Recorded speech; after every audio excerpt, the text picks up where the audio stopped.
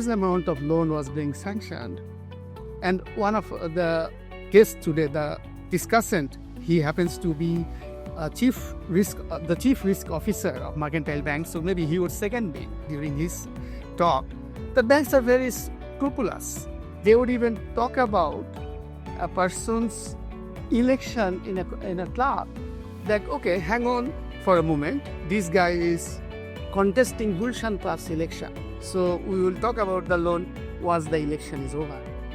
But in that case, the bank was all too welcoming to receive that application. But somehow, for the intervention of the Supreme Court, that was thwarted. This is about why camouflaging. I was talking to David Rizwan, and he liked this component of the problem. By camouflaging, we mean that non-disclosure. What explains non-disclosure? Because at the beginning of the last government's tenure, January 2009, NPL size was only 22,000 crore, like 0.22 trillion. So 0.22, then until the uprising on 5th of August, it was still below 2 trillion. So just think of the slide. From 0.22, next to 0.22, we moved up to about 2. And then in the last just a couple of months, couple of quarters, it's gone up to about 5 down. So just a few months. And here is the 15, 16 years. So I find a positive effort to suppress information suppression. So it's, if you are interested in journalism, then you'll be familiar with media theory, agenda setting. Yeah. So I was trying to look at how we can explain the suppression part. It's not just that the problem has grown so big. The problem, because of suppression, we missed out on the early warning part. You see, like your midterm, your assignments, your quizzes, the professor is not giving any of the grades, and suddenly 2 weeks before or 2 days before the finals, you are thrown into the lake with your hands tied that you're sitting on 17%, and you're told to have a C, you have to reach 70%. আমরা এনপিএলকে যেভাবে আসলে বুঝি বা চিন্তা করি সাধারণভাবে non performing, অর্থাৎ একটা লোন যখন ডেড হয়ে যায়, almost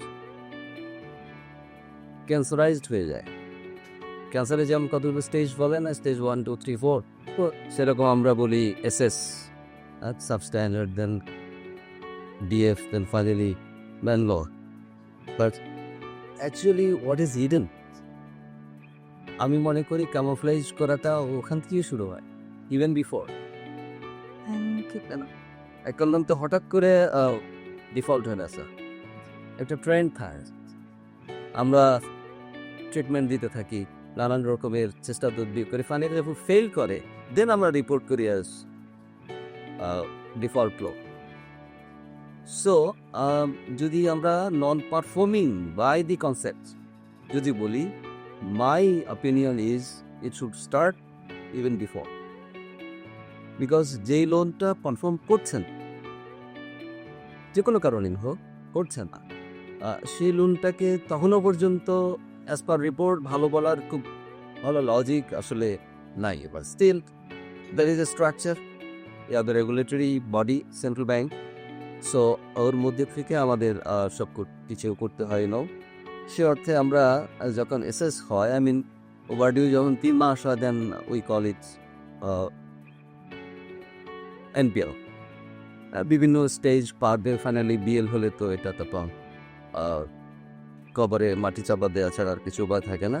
You said that for drumming part we had a bad investment, which is 100 crore, and that 100 crore now, right, I'm trying to collect, but it is very difficult.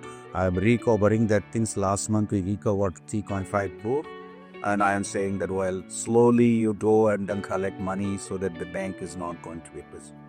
So you see that, well, in terms of the non-performing loan in Bangladesh, actually Bangladesh was always trying to focus in single dimensional thing that we are going to grow in economic growth to some extent, giving opportunity to our business and business people, and all sort of opportunity and unplanned industrialization, unplanned business growth, unplanned money making projects and things, and that actually literally led to a point that we have created nothing but a group of people.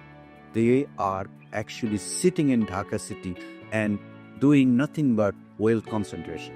They are getting money, and these people are actually in a society that we live, are highly respected, highly respected. We give them salute.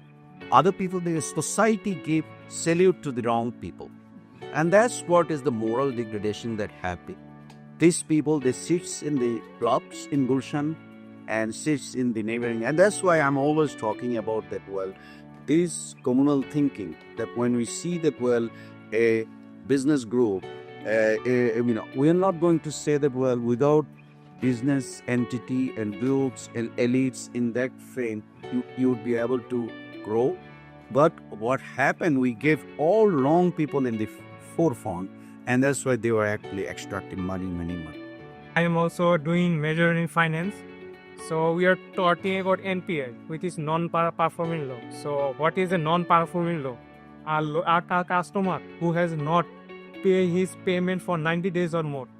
But I think political power or political influence is somewhat influencing this matter. Yeah. If you can ask me why I told this, I want to give you a simple example, which is if we see in the last 1 year, a certain group of Bangladesh, which is the SLM group, they had a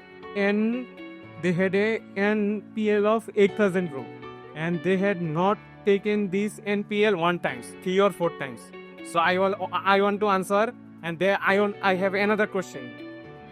The chairman of SLM group is roaming outside of country. He is buying Rolls-Royce, Range Rover. On the other hand, in the last month we can see a simple villager who had a 1 lakh loan, he committed suicide. His life of luxury, you cannot even imagine that Singapore Airlines has a flight to all business class. No capacity, all business class flight. He was tracing that flight going from Dhaka to Singapore, and then Singapore to West or whatever. So much of luxury by a small officer, taken money out of the system. We all know, but we could not catch him. We could not catch him.